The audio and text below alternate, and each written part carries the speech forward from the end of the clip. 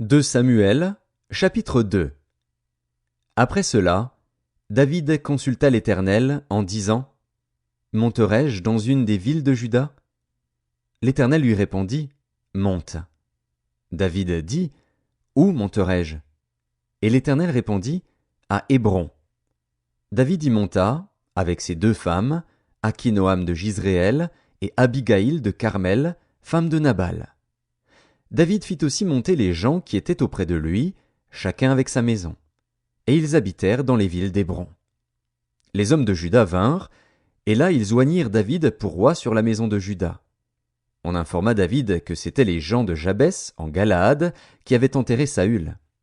David envoya des messagers aux gens de Jabès, en Galaad, pour leur dire: Soyez bénis de l'Éternel, puisque vous avez ainsi montré de la bienveillance envers Saül, votre maître, et que vous l'avez enterré. Et maintenant, que l'Éternel use envers vous de bonté et de fidélité. Moi aussi je vous ferai du bien, parce que vous avez agi de la sorte.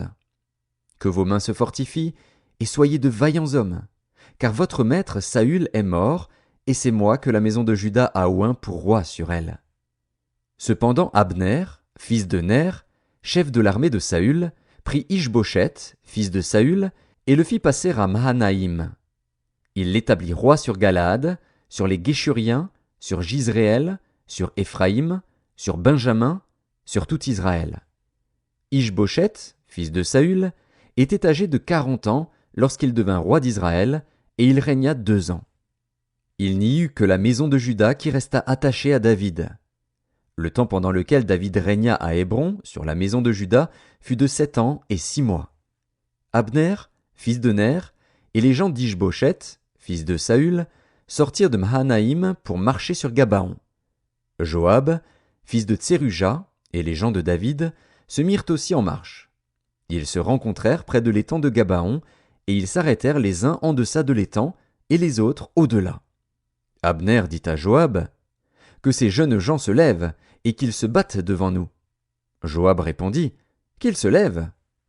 Ils se levèrent et s'avancèrent en nombre égal, 12 pour Benjamin et pour Ish-Boshet, fils de Saül, et 12 des gens de David. Chacun saisissant son adversaire par la tête, lui enfonça son épée dans le flanc, et ils tombèrent tous ensemble. Et l'on donna à ce lieu, qui est près de Gabaon, le nom de Helkat Hatsurim. Il y eut en ce jour un combat très rude, dans lequel Abner et les hommes d'Israël furent battus par les gens de David. Là se trouvaient les 3 fils de Tseruja, Joab, Abishai et Asaël. Asaël avait les pieds légers comme une gazelle des champs. Il poursuivit Abner, sans se détourner de lui pour aller à droite ou à gauche. Abner regarda derrière lui et dit: Est-ce toi, Asaël? Et il répondit: C'est moi. Abner lui dit: Tire à droite ou à gauche, saisis-toi de l'un de ces jeunes gens et prends sa dépouille. Mais Asaël ne voulut point se détourner de lui. Abner dit encore à Asaël: Détourne-toi de moi. Pourquoi te frapperais-je et t'abattrais-je en terre? Comment ensuite lèverais-je le visage devant ton frère Joab?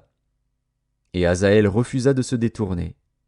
Sur quoi Abner le frappa au ventre avec l'extrémité inférieure de sa lance, et la lance sortit par derrière. Il tomba et mourut sur place.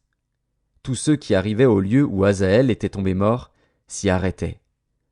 Joab et Abishai poursuivirent Abner, et le soleil se couchait quand ils arrivèrent au coteau d'Amma, qui est en face de Guiar, sur le chemin du désert de Gabaon.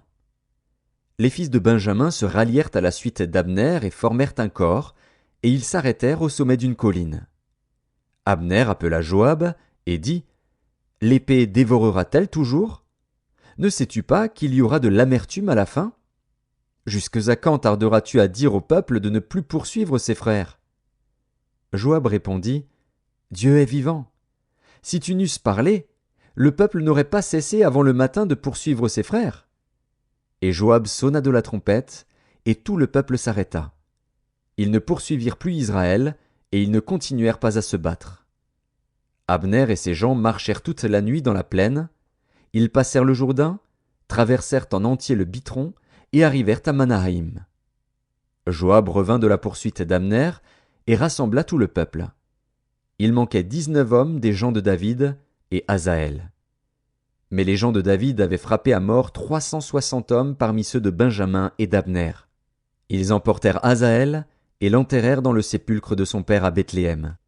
Joab et ses gens marchèrent toute la nuit, et le jour paraissait quand ils furent à Hébron.